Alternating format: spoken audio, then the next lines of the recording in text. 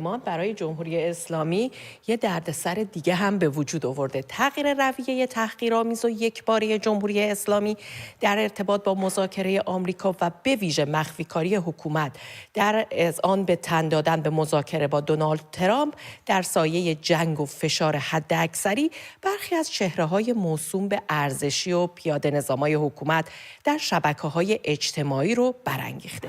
در مواردی این افراد که به اصطلاح ذوب در ولایت نامیده میشن حتی به خامنه‌ای هم تاختن. مهدی بابایی روزنامه‌نگار نزدیک به سپاه پاسداران که تا پیش از این خواستار اعزام نیروهای بسیجی برای ضرب و شتم به مخالفان حکومت شده بود، امروز در مطلبی در کانال تلگرامش نوشته بعد از اعلام خبر مذاکره حکومت اسلامی با دونالد ترامپ دچار فروپاشی ایدئولوژیک شده. او نوشته من کاری ندارم به اینکه توافق میشه یا نمیشه. من الان دچار فروپاشی ایدئولوژیکی شدم. چون ایدئولوگ بنده منظور خامنه‌ای یک بار گفته مذاکره با آمریکا شرافتمندانه نیست. الان هم شنیدم سردار باقری فرمودن رهبری دستور مذاکره داده. این موضوع من رو به یه فروپاشی ایدئولوژیکی رسونده و با این صحبت‌ها که تحمیل شده و فلان شده این فروپاشی رفع نمیشه. یه بار سر قضیه برجام بلیت این توجیهات رو سوزوندن. الان توضیحات جدید و منطقی نیازه. این تحلیلگر در پست دیگه‌ای نوشته قضیه مذاکره با آمریکا شبیه لیبیه. او با اشاره به این نکته که رژیم در این مذاکرات بدون اینکه امتیازی بگیره زیر فشار فقط امتیاز خواهد داد نوشته بی نتیجه موندن این مذاکرات باعث اعتراضات مشابه با اعتراضات دیماه 1396 میشه که مردم خشمگین در خیابونها علیه تمامیت حکومت شعار بدن. حساب کاربری روح الله در شبکه اجتماعی ایکس که تا پیش از این کارش حمایت از خامنه‌ای و سپاه پاسداران بود با انتقادی از مخفیکاری و دروغگویی حکومت درباره مذاکرات تحقیرآمیز جمهوری اسلامی با دونالد ترامپ نوشته اگر ترامپ دهن لقی نمی کرد اینا تا شنبه صداشون در نمی اومد. شنبه هم می گفتن عراقچی رفته مسقط با سلطان عمان مسقطی بخوره و برگرده.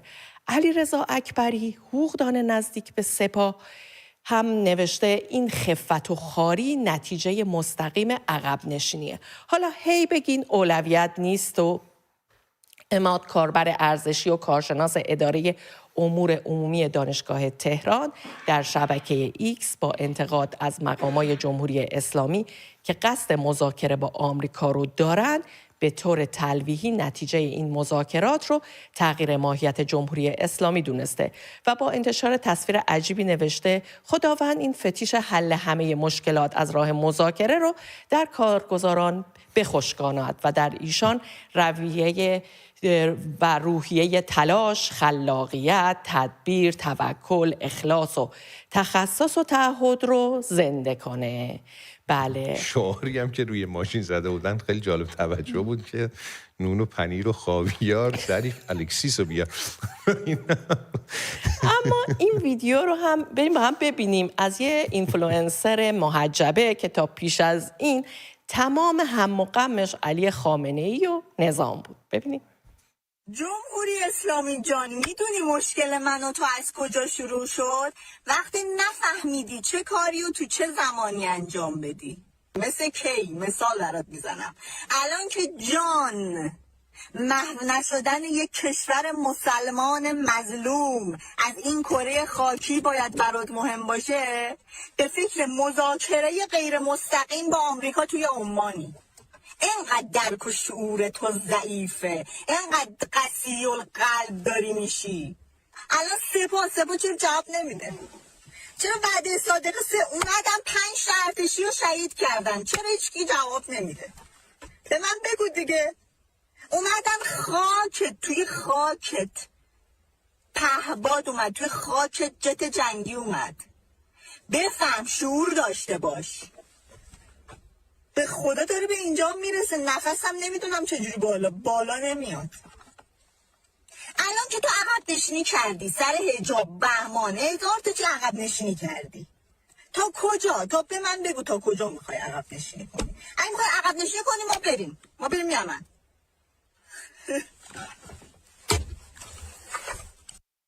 خوب بود نفسش در نمی اومد.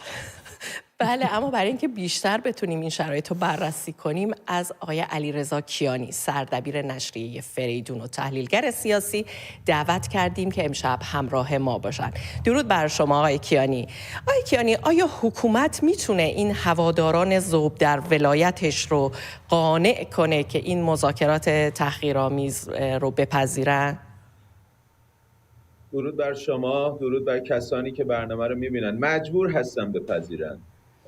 نزد هسته سخت قدرت، نزد خامنه‌ای و نزد تیم خامنه‌ای، اونها در جایگاهی نیستند که بتونن توان اعمال نظر داشته باشن. این شخص خامنه‌ای که تمام این مسائل رو هدایت میکنه، پیش میبره. برجام با نظر مثبت آقای خامنه‌ای نهایی شد، به فاصله 20 دقیقه در مجلس شورای اسلامی تصویب شد. یه سری اراذل اوباش ولایی مثل همین اینفلوئنسری که نشون دادید اونجا هم که به اسم نماینده مردم در مجلس بودن، جیغ کشیدن، گریه کردن، ولی اینا کاری نیستن. 20 دقیقه‌ای تصویب شد برجام. من سخنان خامنه‌ای اگه یادتون باشه در اردیبهشت 1400 خامنه‌ای یه حرفایی زد اونجا و تاکید کرد که همه بدونند که سیاست خارجه در هیچ کجای دنیا از وزارت خارجه تعیین نمیشه. بعد خود خامنه‌ای بعد از این جمله باز اونجا هم تاکید کرد که مسئولان عالی رتبه تر از وزارت خارجه هستند که سیاست خارجه رو تعیین میکنن، وزارت خارجه مجریه. بعد اشاره کرد به اسم شورای عالی که شورای عالی امنیت ملی تصمیم میگیره در مورد تصمیمات حوزه سیاست خارجه. حالا این شورای عالی امنیت ملی چیه؟ در واقع بازوی تصمیم گیری خامنه‌ای هستش و خامنه‌ای بر اساس قوانین خود جمهوری اسلامی تنها شخصیه که میتونه مصوبات شورای عالی امنیت ملی رو هم وتو کنه و حتی همون مصوبات بعد از تایید خامنه‌ای قابل اجرا هستن.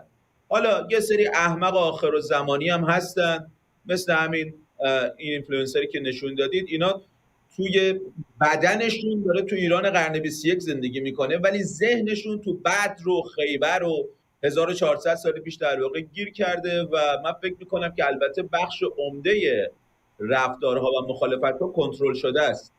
من پرسشی از شما شنیدم الان؟ نه خیر.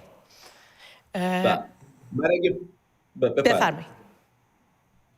داشتم اینو میگفتم که اساساً حالا جدای از این در واقع احمق‌های آخرالزمانی که میگم هیچ در واقع درکی ندارن از مصالح خود رژیم اسلامی، یه رفتارشناسی رژیم هم به نظر من نشون میده که خود خامنه‌ای از نزاع محدود بین کارگزاران نظام استقبال میکنه، از رقابت بین فرزندان نظام، از دعوا زیر عبای آقا. خامنه‌ای از این خوشش میاد چون بیش از اینکه خود این مسئله براش اهمیت داشته باشه، اون پیامدهاش و انگیزه های فرامتنی که دنبال میکنه اهمیت داره. یکی این که تلاش میکنه این نزاع رو به مثابه نمایش پویایی نظام، رقابت در درون خود رژیم به مردم بفروشه، به جهان بفروشه. نکته دوم این که جایگاه فیصل بخش خودش رو تحکیم میکنه. فصل الخطاب منم، یعنی وقتی دعوا اوج میگیره میاد وسط و به مثابه و فصل الخطاب جایگاه خودش رو تثبیت میکنه. یادتون میاد سال 92 که تو اون به اصطلاح انتخابات ریاست جمهوری ولایتی چه حملات سنگینی کرده بود به جلیلی؟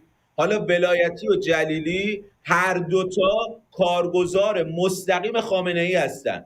اصلا جلیلی در اون مذاکرات بدون اجازه خامنه‌ای آب نمیخورد، ولی ولایتی اومد تو تلویزیون به خود جلیلی حمله کرد.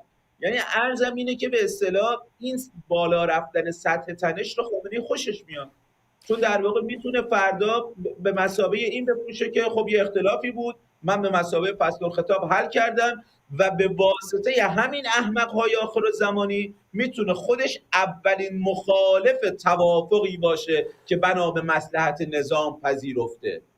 جناب کیانی، در زمان برجام هم ما یه سری مخالفت‌هایی دیدیم. آیا الان شرایط عوض شده و این هواداران امکان داره به مخالفان جدی نظام بدل بشن؟ ببینید من بسیار بعید میدونم، چون اگرچه کاملا با شما موافقم، سطح تنش بین رژیم اسلامی و جهان و منطقه بعد از 7 اکتبر خیلی بالا رفته. سطح تنش در درون در واقع خود رژیم و بین کارگزاران رژیم هم خیلی بالا رفته. یعنی الان خامنه‌ای دیگه دست خیلی بازی نداره برای اینکه بخواد بازی کنه. اما در خود جمهوری اسلامی که پرسش شما به اون مربوط میشد، چون بین تمام طرف‌ها بر سر حفظ کلیت نظام توافق وجود داره، این دعواها کاملا قابل کنترله. و اساسا اینم فراموش نکنیم جمهوری اسلامی تخصص تقسیم برانگیزی داره در خلق مخالفان قابل کنترل، یعنی اونا رو میتونه کنترل کنه. و این میگم این اراذل و اوباش ولایی هم در واقع به راحتی با 2 تا در واقع پس گردنی توسط نیروهای به اصطلاح امنیتی به نظر من کاملا قابل کنترل هستن و از این منظر جای نگرانی نیست. اون چیزی که در واقع به نظر من مخالفان رژیم باید نگران اون باشن اینه که این دعواها در درون رژیم جدی گرفته نشن، چون اگر این دعوا جدی گرفته بشن نگاه‌ها از بیرون برمیگرده به درون کشور. ما برای در واقع برانداختن جمهوری اسلامی و استقرار دولت ملی در کشور نیازمند به مخالفت با کلیت این مسئله یعنی جمهوری اسلامی هستیم، چه اصلاح طلب، چه اصولگرا، چه اصولگرایی که دارن مخالف توافق هستن، چه اصولگرایی که موافق توافق. سپاس از شما جناب آقای علیرضا کیانی، سردبیر نشریه فریدون. ممنون.